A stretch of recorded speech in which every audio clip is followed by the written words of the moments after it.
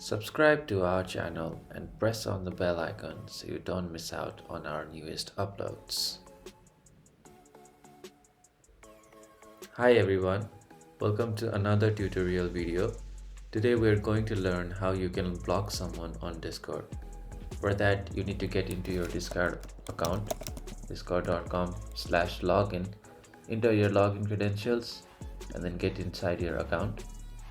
When you're inside your account, you go to your all friends list and suppose you want to block this person. So select this person, click on their icon.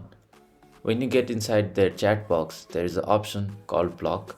Press on block and the user have now been blocked and you cannot send messages or they cannot send messages to you. In this way, you can block any of your contacts on Discord.